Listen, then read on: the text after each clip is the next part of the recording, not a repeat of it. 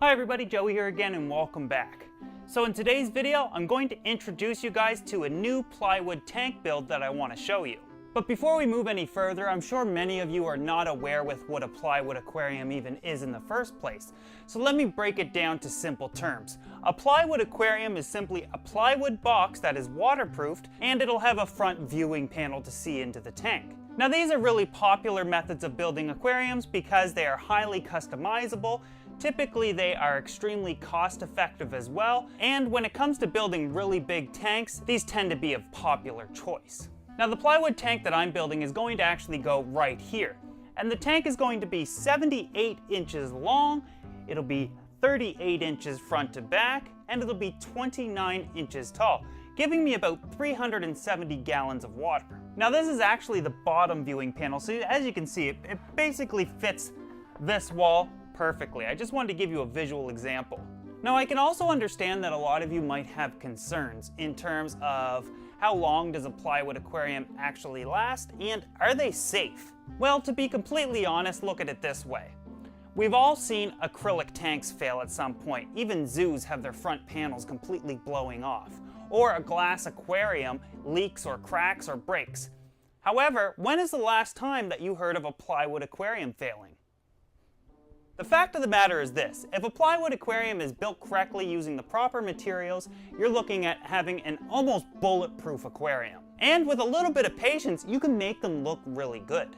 Now the one thing about plywood aquariums that I really like is that when you're planning it out and you start to buy materials, a plywood aquarium, you can buy the materials extremely slowly, meaning that you don't have to throw down a whole lot of money at once. With a glass aquarium, really the most expensive thing you have to purchase is the actual glass, and you have to buy it all at once. Same goes for acrylic. With a plywood aquarium, there's three main components: the plywood, the viewing panel, and then whatever you're going to waterproof it with. And the three of those are what's going to cost you the most for your plywood tank. However, it doesn't matter what order you buy them in or when. So for me, I wait till I see these things go on sale. So ultimately, because you can buy all of this very slowly, it becomes even more affordable to do. With that said though, plywood aquariums are definitely not cost effective with smaller sizes. I typically see the biggest savings when the tanks get over 300 gallons. So this build is going to be pretty unique for me, for a few reasons. One, I'm building it as a full plywood aquarium with only the front viewing panel, and I know a lot of you guys want to see that because there's so many aspects that we've never covered before. Second is I want to make it look really good. So while a lot of my energy is going to be on making it extremely durable, a lot of my focus is also going to be on making it actually look really nice. So let's get started. Now in this video I'm going to show you how I built the shell of the tank and how I got to the point that you see here. Obviously, we need to start out with some plywood. I went with 3/4 inch shop grade birch. I chose birch for its strength and shop grade for its finish, meaning that it's cabinet quality and needs little to no preparation, which will save me a ton of time in the long run as well as look great. The extra money that it costs is totally worth it for those reasons. As per my own advice, I knew what I wanted and I simply waited till it went on sale. I grabbed 5 sheets for a total of $250. This will be enough to build the tank and wrap the stand. I cut the plywood up with my own table saw to the sizes I needed, and cut the viewing panel hole out as well. We'll come back to that in a minute though. I decided that building the tank upside down was going to be my best option. I started with the front panel, which was 78 inches long by 29 inches tall, and glued the side panel to it with wood glue. Wood glue is a must here. The side panel was 36.5 inches wide and 29 inches tall. With the front and back panel on, this would give me my 38 inches of width. I built this as I would any tank and placed the side panels on the insides. I then used some clamps and squared the corners off before screwing it together with 1¼ inch self-taping wood screws. While these types of screws do tend to cost a bit more, the fact that I don't need to pre-drill a couple hundred pilot holes so the wood doesn't split is totally worth it. I basically repeated this step for all sides of the tank.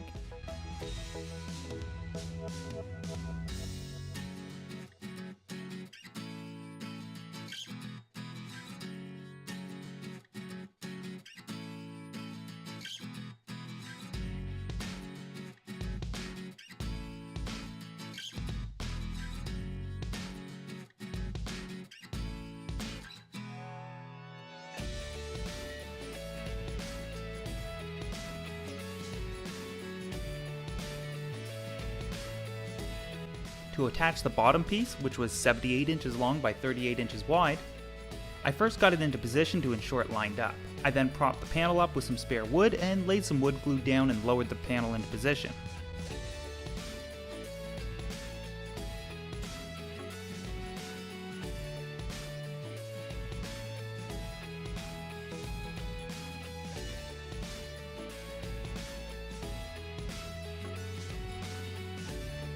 Now if you use too much wood glue like I did, just leave it alone, you can sand it down later.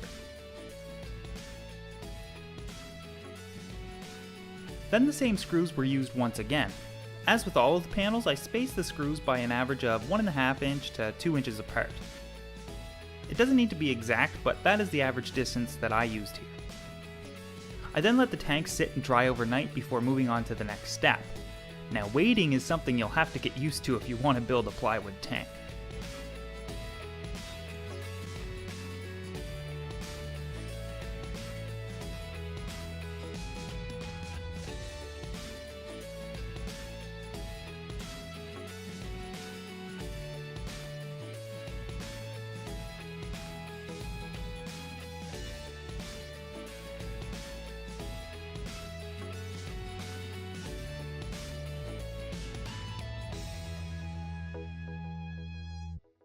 Because of the height and size of the tank, I needed some external bracing to ensure the tank didn't bow. I could have built a frame out of 2x4s and saved a lot of money, however, I decided that I would build the frame out of plywood as I wanted it to look good. So I used the same design for a frame as I would for the 2x4s and screwed and glued it all into position, ensuring that I overlapped the shell of the main tank to add extra strength. This will now act as my support frame for the tank and add a finished look to it.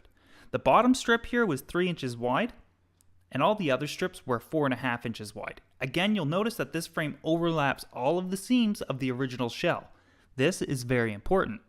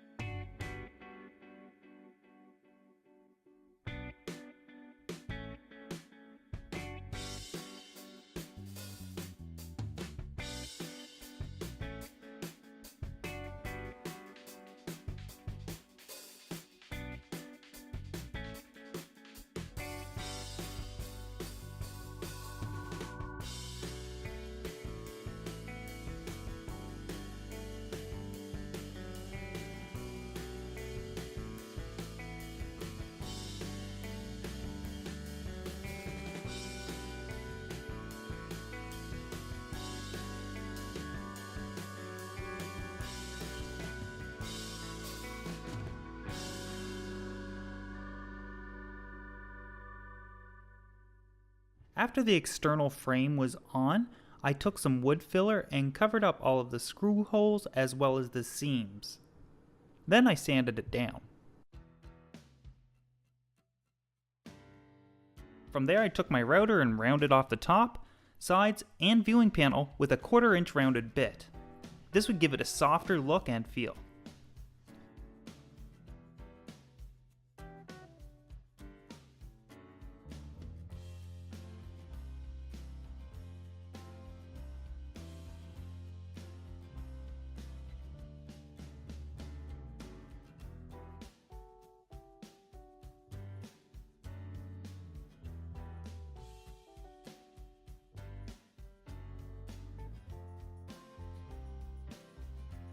I then took a 1/2 inch beveled bit and ran it along the sides of the frame to give it a more polished and finished look.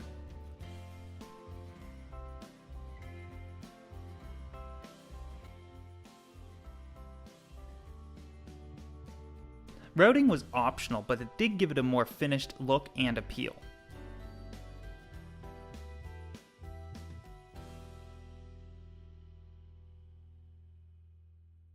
The last thing I did was on the inside of this tank. I took some 3/4 inch strips of plywood and glued and screwed them in place on the inside of the viewing panel. While this was not really needed, I did like the idea of having something for the glass panel to sit in and act as a guide for when I installed it. The glass I will be using is 6 feet long by 2 feet wide exactly. I wanted a 1.5 inch lip all around the viewing panel for the glass to sit in. So the hole I cut in the panel was 69 inches by 21 inches. With the tank together and the strips installed, this would give me a space of about 73 inches by 25 inches within the frame I created for the glass to sit in, which leaves me a 1/2 inch around the glass to make room for fiberglass, epoxy, and silicone.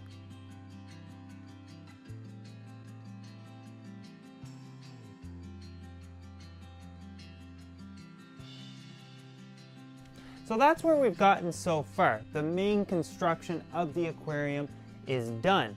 Now, I have to admit, I'm getting really excited because this is coming out really nicely. However, there's still obviously a lot more to do.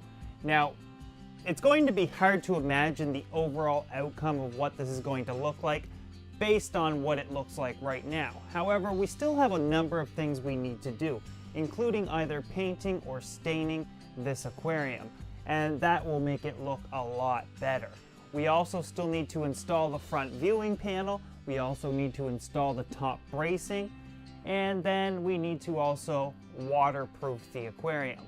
Now, waterproofing a plywood aquarium is arguably the most important aspect to a plywood aquarium. This is the step of a plywood aquarium that a lot of people fear the most, but in all honesty, it's the easiest part as long as you use the right materials. With that said, let's jump right into the materials that I used. Now, if you know me, then you know I went with Pond Armor's Pond Shield. Essentially, it's a non-toxic 2-part epoxy that comes in a variety of colors. I went with black. We'll come back to why I went with Pond Shield and why I chose black in a few minutes. I used 2 kits for this build, which cost around $160. As an ingredient to the mix that I will soon show you how to do, I also needed some isopropyl alcohol, another $5. To apply the Pond Shield, I used a short nap roller, and for some parts I used a Bondo squeegee. These 2 items cost under $10. For the seams, some fiberglass cloth. I needed $20 worth. So just under $200 in supplies to waterproof this tank. The first step was to prepare the tank. I gave it a light sanding with some 60 grit sandpaper.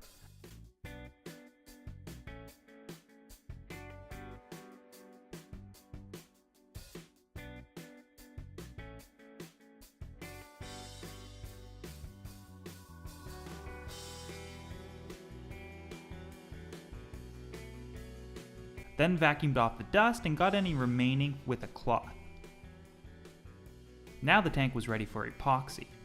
Mixing it was simple as usual. Essentially, mix 2 parts of one can with 1 part of another. Before you do that though, we mix the recommended amount of alcohol to the hardener, then mix it to the paint.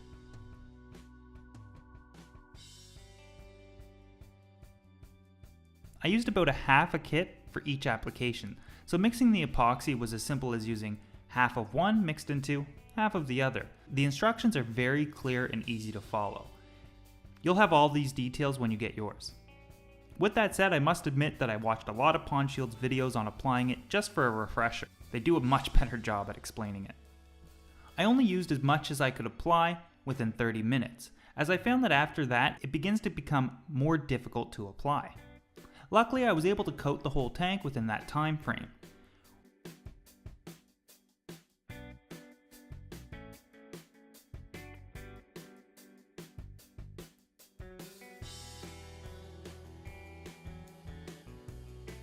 When you paint, epoxy, or even stain plywood, the first coat always gets absorbed slightly into the wood.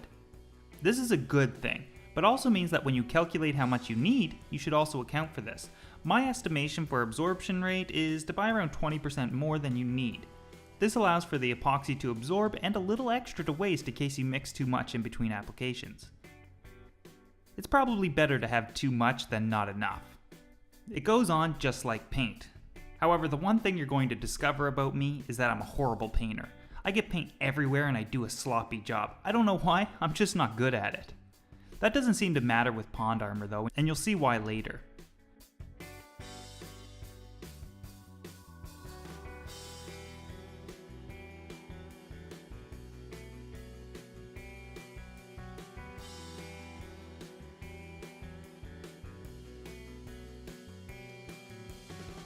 With the first coat on, I let it cure for 24 hours.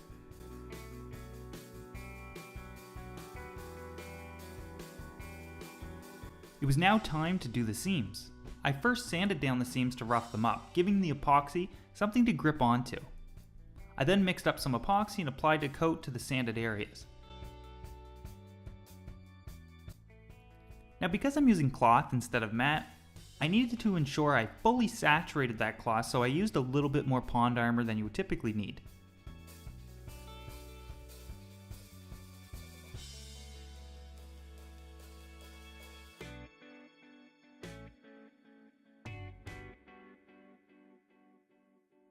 After I coated the seams, I laid the cloth down with a 1-inch overlap on each side. Then I applied more Pond Shield on top of it, fully saturating that cloth. Pond Armor actually made an interesting video on how to do the seams with a couple of options. In fact, they have videos on building a plywood aquarium as well, so I suggest you check them out. The more you know, the better.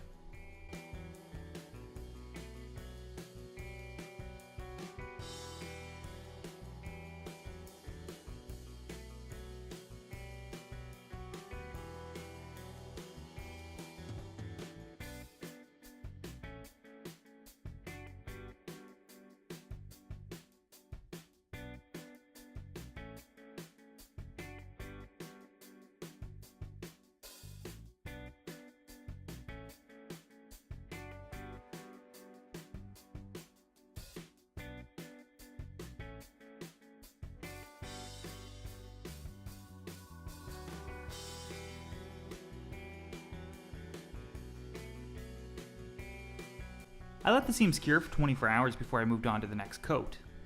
Again, I needed to sand down the surface first. I covered the entire inside of the tank with this coat, but you'll notice that I'm staying away from the top. This is where my bracing will be installed, so I left that alone until I got to that step. At this point, you can start to see that regardless of how bad you are of a painter, the Pond Shield is self-leveling, meaning it'll smooth itself out. And that's one of the things that I like about it, but also the fact that it's obviously non-toxic and easy to apply. It also comes in a variety of colors and looks amazing once done. Essentially, it gives it a glass-like finish that even suction cups have no problem sticking to. The finish is what I'm attracted to the most.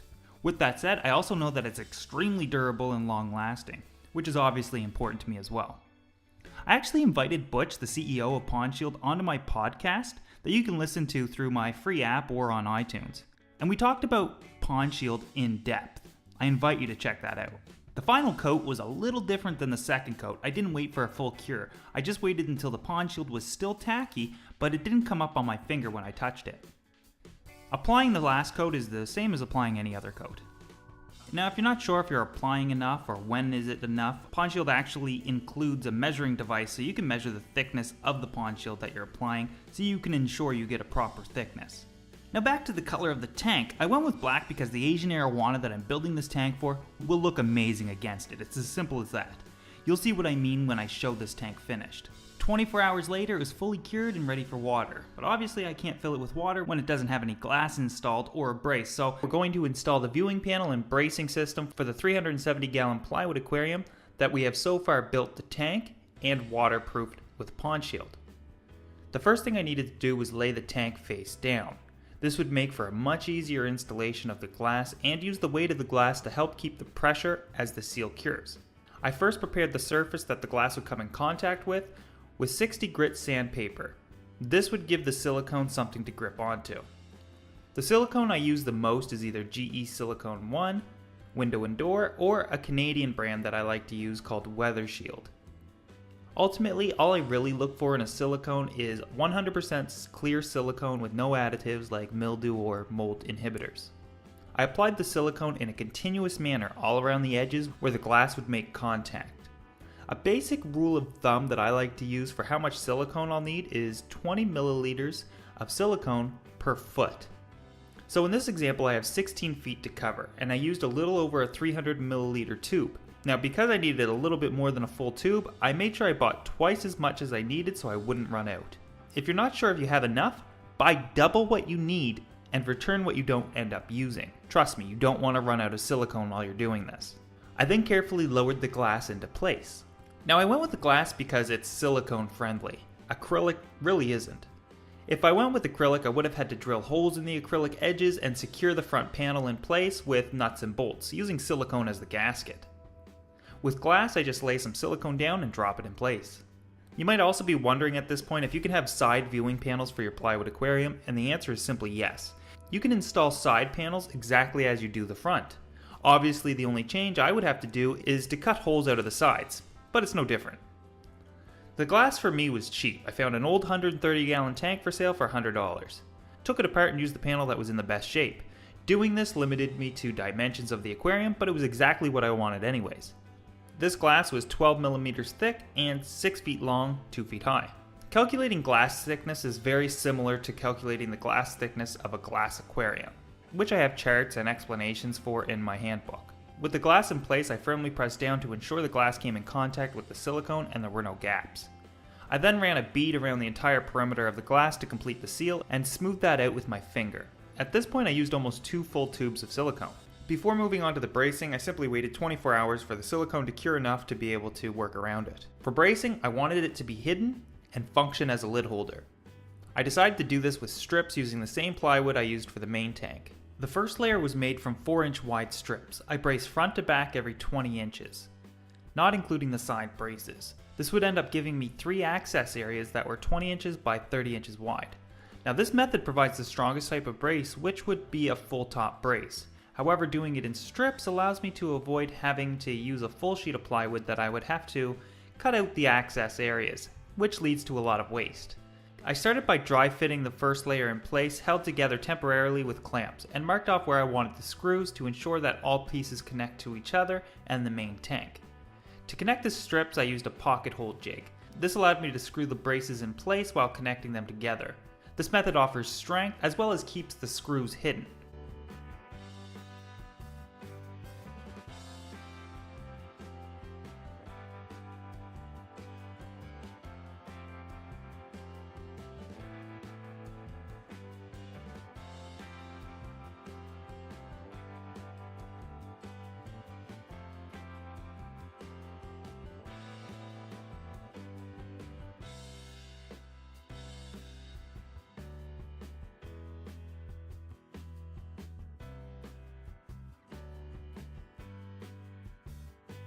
With the strips ready, I glued and screwed them in place, making sure that I glued the strips together as well as to the tank.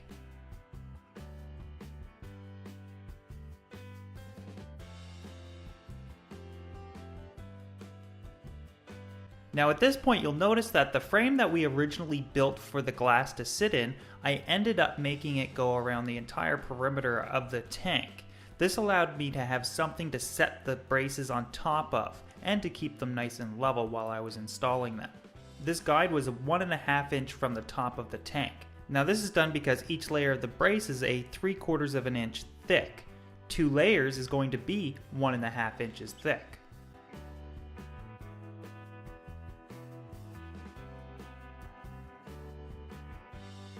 I did essentially the same thing for the next layer, yet these were slightly smaller. The long front and the long back brace were still 4 inches wide, yet the front to back braces on the ends were 3 inches wide and the middle braces were 2 inches wide.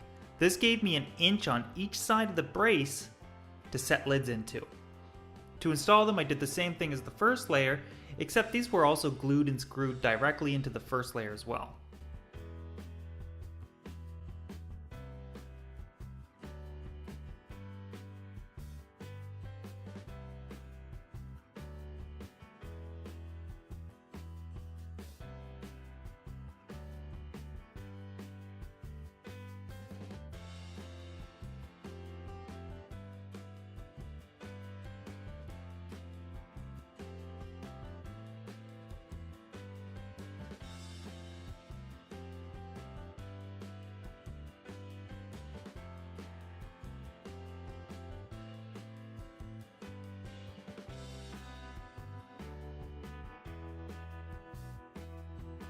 As an end result, the braces remain flush with the top of the tank, and I have a place to insert my lids while keeping them flush as well.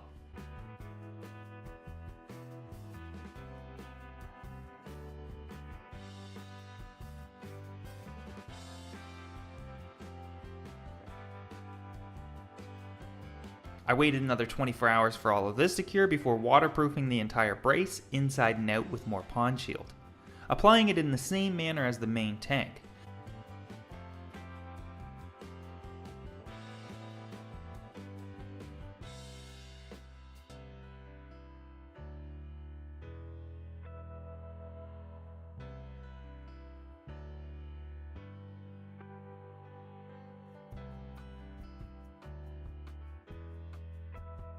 Now, waterproofing the top is just as important as waterproofing underneath of it. In case water collects on top of it, it would damage the wood. This removes that possibility. With the glass and brace installed, I can now move on to building the stand. I began building the bottom frame of the stand. This was 78.5 inches long and 38.5 inches wide. Essentially the same footprint as the main tank, yet with a ½ inch extra width and length for a bit of wiggle room. As you can see, I'm using some corner clamps. These are like an extra set of hands for me. They also ensure that this frame is going to be square. Obviously these are optional, however they do have their benefits. I then added in what I call guides. These set the overall height of the stand, which ended up being 35 inches tall, and they give the actual supports something to hold on to. I then built the top frame. Now the top frame was built around the uprights as well as on top of the previous frame. This was to ensure they were identical. I then flipped the tank over, slid the frame down into place, and screwed it in place.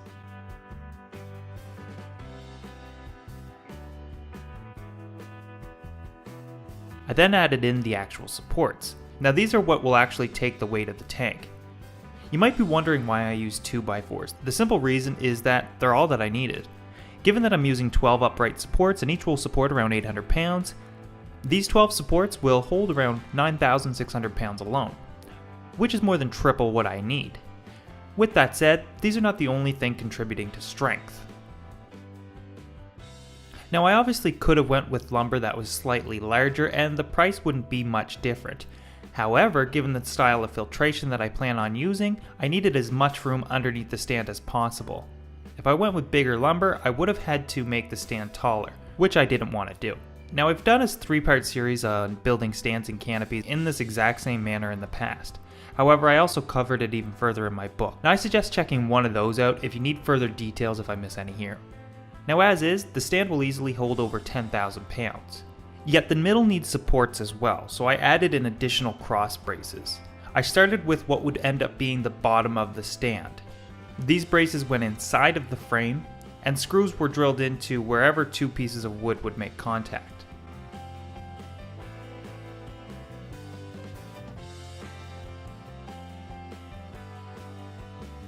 Again, I flipped the tank over to apply more braces on the bottom. Doing this ensures that I have a flat working surface when applying these cross braces. Now given that this will end up being the top of the stand, I wanted to make sure I added in a few extra cross braces to help support the bottom of the plywood tank so it doesn't bow.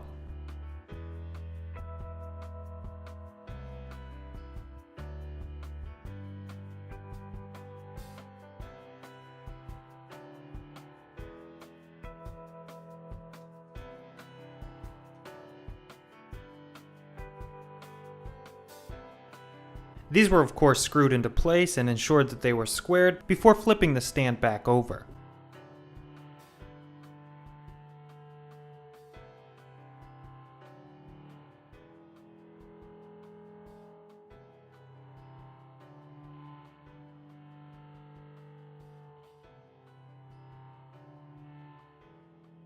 Before moving on, I was left with one last decision. Now, since the bottom of the main tank only has a 3/4 inch bottom, I knew that I wanted to add another layer of plywood down to add more support. I could either attach plywood directly to the stand top or to the tank bottom.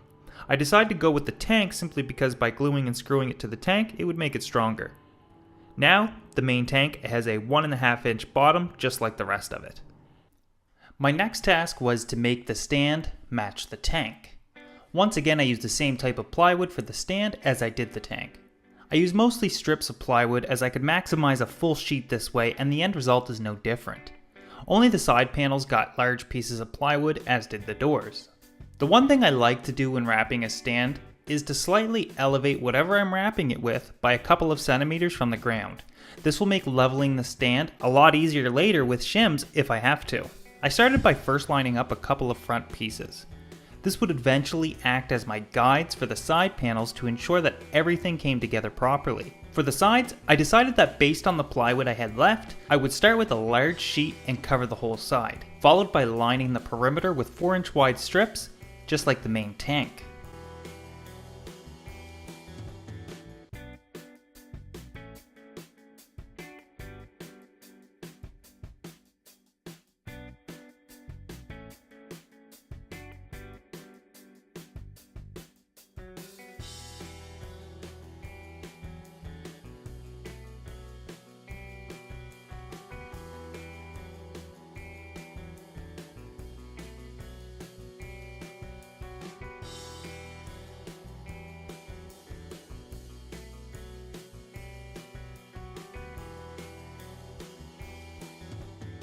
I found this still didn't match up to look like the tank as the middle had a large void space.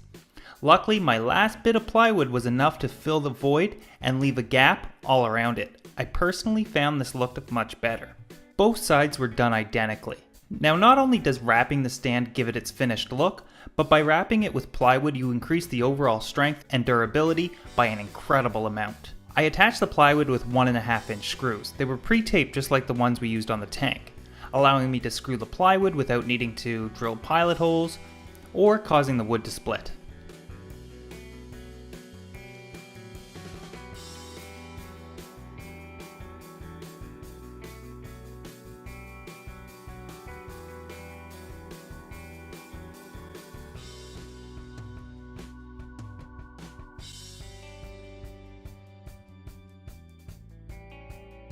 The front was much like how we did the main tank in that it too was done in 2 layers. The second layer was slightly smaller in size to allow the placement of the doors. Now the doors were 29 inches by 27 inches, and the actual opening was approximately 1 inch smaller in size. This allowed the door to have overlap. I also wanted to ensure I left a gap around the doors so it looked just like the rest of the tank. Some common hinges were then added. These were actually European style hinges.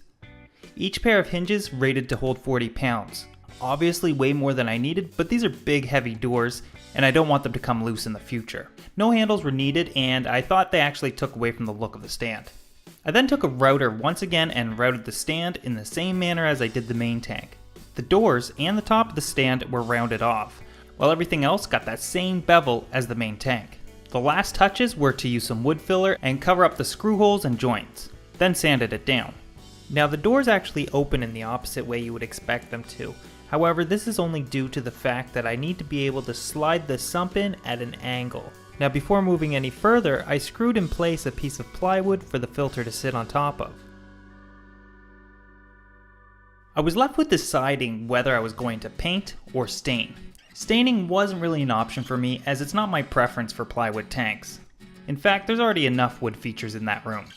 An entire wall is wood panels and so is the floor. A huge plywood tank stained would just be overwhelming in my opinion. I decided to paint it a very dark gray, almost black depending on the light. This color was chosen to match the color scheme of the room and the furniture the tank is in. This is one of the huge benefits of a plywood aquarium, and that is building it to match any room you want.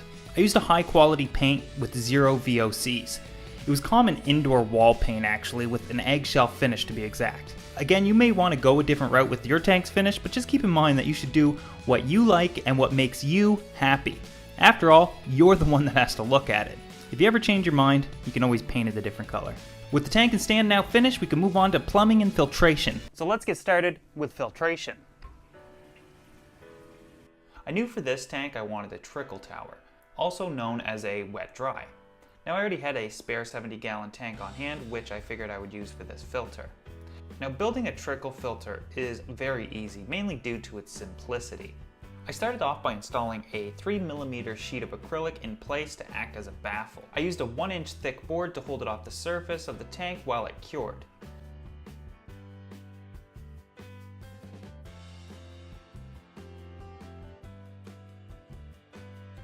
Followed by siliconing in a few strips of acrylic that would later support the lighting diffuser that my media would sit on.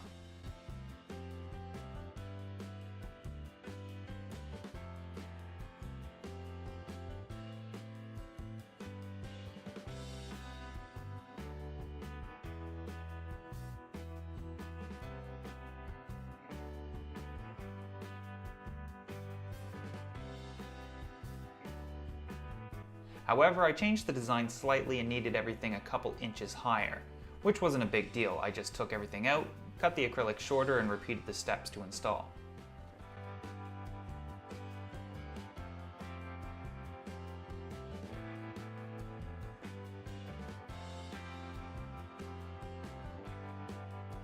Now with the trickle tower, arguably the most important aspect is the drip plate. Now in the past I've shown you how to build one, yet I've also shown you how to repurpose plastic totes to use as a drip plate, which is generally much easier and works no different. I actually planned the size of my tower around the size of the plastic tote container. I cut the bottom off and left 2 inches. I started drilling very small holes evenly spaced using a marker and lighting diffuser to mark the holes and ensure consistency. I had to keep increasing the size of the holes until I got the right flow through them with the pump I intend to use.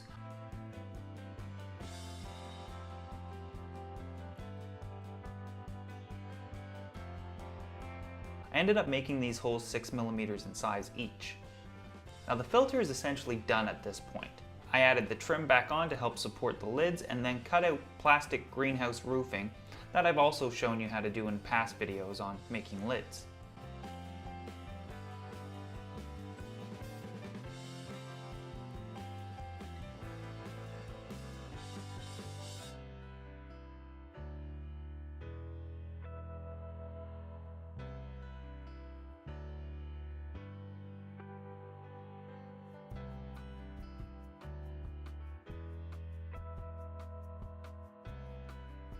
Followed by using the original lid to the tote container to act as a splash guard.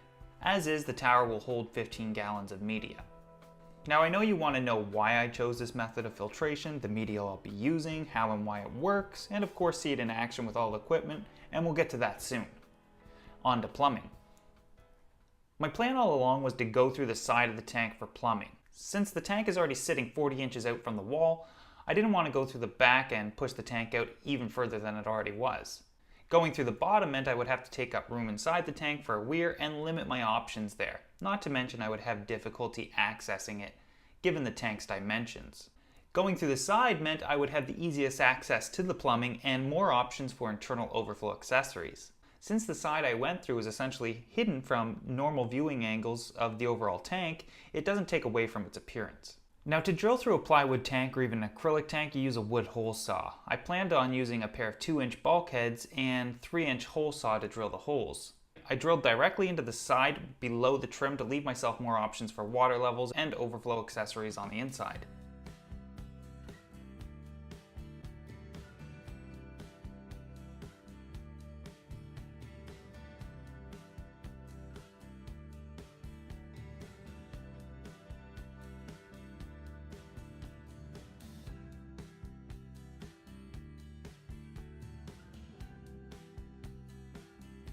I drilled only until the drill bit breached the inside of the tank, then completed the hole on the other side.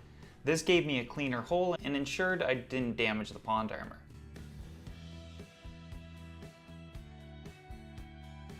Then installed the bulkheads as you normally would.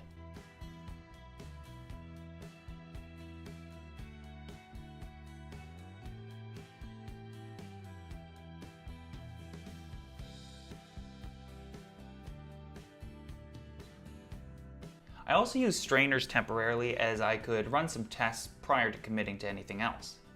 As for a return, I did the same thing, yet used a 1-inch bulkhead. At the very bottom I installed another 1-inch bulkhead, and this would be used for water changes. For the drain pipes I went with an external Durso style. I will explain how they work later.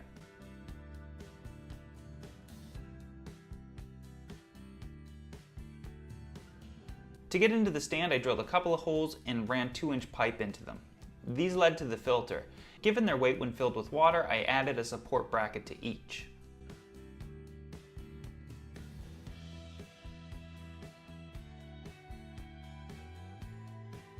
I used a hose and stainless steel clamps for the return.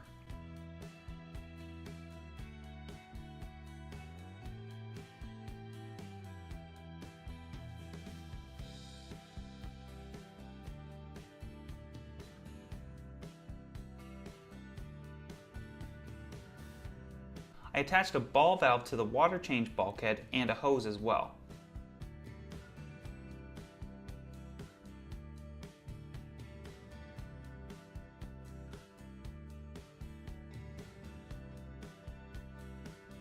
In the unlikelihood that the ball valve ever fails, I added a bracket above the tank for the hose to fit into.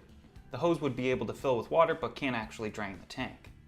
Now when doing a water change, I just toss the hose into the drain in the floor, turn the ball valve open and drain as much water as I need. Then I close it and fill the tank back up. Now in the event that I drain too much water, the entire tank's not actually going to drain because there's still going to be 4 inches of water left, as the bulkhead is 4 inches off the floor of the tank.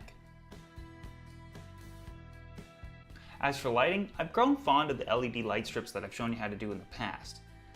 This time the only difference is I painted the gutter the same color as the tank. Now this will act as a temporary light until I upgrade to something different. However, right now it's doing the job to lighting the tank, I can see the fish, and it's extremely cost effective with a lot of options. So in today's video, we're going to wrap up the series to the 370-gallon plywood tank build. So what can you expect out of this video? Well, simply put, we're going to cover everything. We're going to talk about the stocking, lighting, tank, stand, filtration, plumbing, and of course talk about how everything works, as well as why I made some of the decisions that I did. We're also going to talk about costs, as well as talk about some possible future changes that I might make. Now behind me is a fully set up tank, and you might be wondering how I set it up so fast. And well, I didn't. This tank was actually set up and running long before you've seen the first video in this series. So let's start off with stocking. Now obviously you can already see the stocking, or at least that's what I'm assuming you've been looking at all this time. The fish you're looking at is my Asian arowana. More specifically, it's a blue-based crossback. Nothing new here, you guys have seen this one in the past. The tank was specifically built for him though. At current, he's probably 16 to 18 inches long. Now in his previous tank, I found that he was either very skittish or at times even listless. I attributed this to the height of the tank being shorter than he preferred as he grew, but also due to the lack of interaction or any real attention. Now if you remember, that tank was in my utility room pushed all the way to the back, and for the most part, I would only see him when I fed him. Now because of this, he would spook easily, attempting to jump from the tank often, and as a result, he'd beat himself up pretty good. The tank he is in now is twice the height that he's used to, and he hasn't attempted to jump in the past 2 months that it's been set up. He's doing really well now, however I did help him along with a bit of cosmetic surgery to encourage new growth. Perhaps in the near future, I'll show you what I did. For the time being though, he's loving the new tank and the extra attention. I too enjoy having this fish be a larger part of my daily life. Now I know many of you are probably wondering, why is the tank bare? But we'll get to that soon. For now, let's move on to the lighting. Now for lighting, you'll remember that I used the LED light strips that I've shown you how to build in the past. Now the reason being is simple. I actually just needed a cheap and temporary solution for lighting before committing to future plans that are going to require more intense lighting. In the meantime though, this is an awesome way to light your tank. When I originally built the tank using black pond shield, I knew that I wanted the arowana to look like he was floating in the tank, meaning everything else was blacked out and the entire focus was on the fish. By moving the light to the front and playing around with the colors and dimming, I can achieve just that. And for $25, you can't beat it. I can change colors and intensity or even create my own colors. I should also mention that these use less than 10 watts of power. Now on that same note, I've actually been thinking about upgrading the lighting to something bigger that can actually grow plants. The reason being is simple. I'm thinking about adding a very large piece of driftwood to the tank and then adding plants to it that will grow on the driftwood like Java moss, Java fern, and Anubias. Now I'm not positive if I'm going to do that, so for now the tank will stay bare until I make up my mind. Now below the lights are the lids. I'm using the lids that I've been using for years now. These are plastic corrugated sheets, commonly used as greenhouse roofing. Again, I have a video that I showed how to make them in the past. If you remember how I braced the tank, I built them so that the lids would sit flush inside of them. You might think that building the brace to accommodate such cheap lids is a lot of work, but it's worth it. I'm a huge fan of these lids. They're clear, easy to cut to shape, and virtually indestructible, not to mention feather light. I covered this entire tank in these lids for 10 bucks. Now, let's talk about the tank. The tank itself is 78 inches long, 38 inches wide, and 29 inches tall, a total size of 370 gallons. Now, as with every tank in the industry though, that's based on its outside dimensions, or the total tank displacement, and not what it truly holds for water. In all reality, I have 300 gallons of water in the tank. On that note, if you want to know the true amount of water that you have in your tank, calculate it by the inside dimensions, accounting for the true water height as well. As with most tanks, your water level is actually 1 to 2 inches from the rim of the tank anyways. Knowing the true volume of water that your tank holds will go a long way when calculating filtration needs, circulation, as well as heating requirements. Now you'll notice that the water level is not completely to the top, but this is for a couple of reasons. The first is due to the design of the tank. The top 2 inches is the brace, another 2 inches of space between the brace and water, and then finally 25 inches of actual water height, giving me a total of 29 inches. The space between the water and the trim is there for the fish itself. The Asian arowana is primarily a top feeder, meaning it feeds from the surface of the water. But being a large fish and sometimes aggressive eater means that when he does feed from the surface, a bit of his mouth and sometimes his whole head comes out of the water. So having a bit of space ensures that he has enough headroom to still eat without smashing his head every time. So how much did this tank cost me? Well, I'm gonna round it up slightly. The plywood cost me $150. The amount of pond shield I used was valued at $150. A lot of the screws and glue were actually used on the stand as well, but I still used around $50 worth. As for the glass, well, I originally bought a secondhand 130-gallon tank for $100 and took it apart. I kept 2 of the long panels and used one of them for this tank. So I would value that single pane of glass at $50, giving me a total of $400 for the whole tank. Now if we include the light as well as the lids, we're at $435. As for the stand, there's not much to really cover here except for the cost. The 2x4s cost me $50, the plywood was another $100. The screws and glue were $50 and the hinges were $50. The paint used on both the tank and stand, as well as the supplies for it, was another $50, giving me a total of $300 for the stand. So the tank, stand, light, and lids was a total of $745. Now let's move on to plumbing and filtration, and then I'll show you how it all works. Now if you remember, all of the plumbing went through the side of the tank, which of course might seem odd to some of you, as well as be a bit of an eyesore. However, due to the location of the tank and layout of the room, you can't see any of it anyways. Not unless of course you're standing right straight onto it. Now going through the side meant a few things. There's nothing actually taking up space in the tank, and the fact that the sides actually have a couple inches of hidden space. Meaning that when you look in through the tank, there's actually a couple inches of space on each side, which completely hides all of the plumbing. Now I personally enjoy having complete and full access to all of it. Now there are still a few things I'd like to change here, however we'll come back to that after we take a look at the filtration. For now, I'll mention the cost. All of the plumbing cost me about $100. Plumbing is never cheap. However, that now brings our total to $845. So I went with a wet-dry filter, commonly called a trickle filter. I've actually shown you guys the three main types of sumps and showed you how they work as well as how to build them in past videos. But for now, I'm just going to show you what I've done here. I used a spare 70-gallon tank that I have stored in my garage for the last 4 years. I actually bought it 7 years ago, so I'm not going to count the cost. I got my use out of it. If I didn't have it, I would have bought a large plastic tote for $10 and used that instead. Now to create the drip plate, I used the bottom of a plastic tote and cut the bottom off. I did pay $10 for that. Now because I build things all the time, I also had the rest of the supplies on hand. I only really needed the media. When I switched to a fluidized bed filter about 6 years ago, this was the method of filtration I left behind. Now that I'm returning to it, I simply reused the old bio balls I had stored. So really, they didn't cost me anything either. Now if I didn't already have all of those bio balls, I would have probably used pot scrubbies. They're very cheap and very effective. Essentially, they'll do the same job. You can buy 6 for $1 at any local dollar store actually.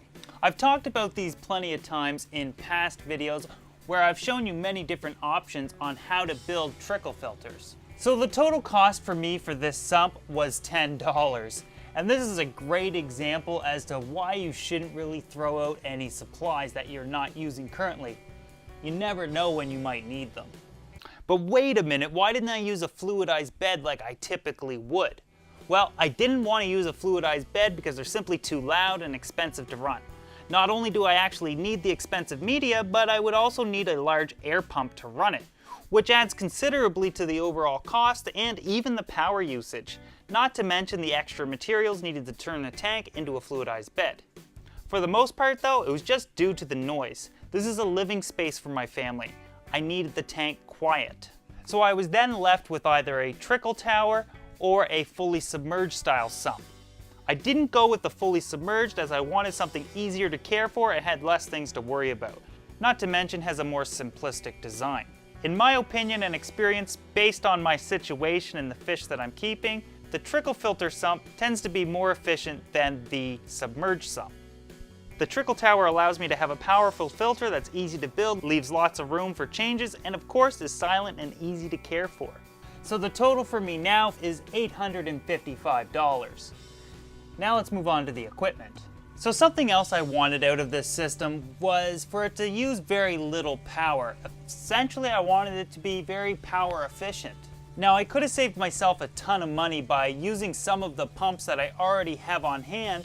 However, the sizes that I had to run this tank use a ton of power, which is unfortunate because I own some really nice pumps. So I decided to try out the latest G-Cod pumps, formerly G-Bow. Now I've heard a lot of mixed reviews on them, but their low power usage and very low price attracted to me.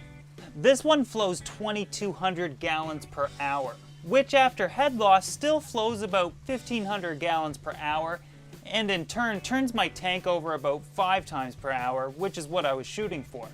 It also has a soft startup, which essentially means that when you plug the pump in, it doesn't just come shooting out all at once. The water slowly builds up in flow. It also includes a built-in controller which I can turn the flow down or up as needed, which is a nice addition. Now I got this pump for $130 on eBay.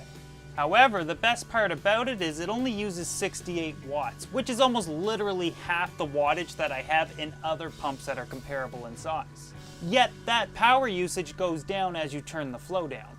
Now I don't want to come across like I'm promoting this pump. This pump is new to me and I'm far from recommending it right now. So far for the last 2 months, it's worked great for me though, and it's quiet. As for heaters, again, spare equipment.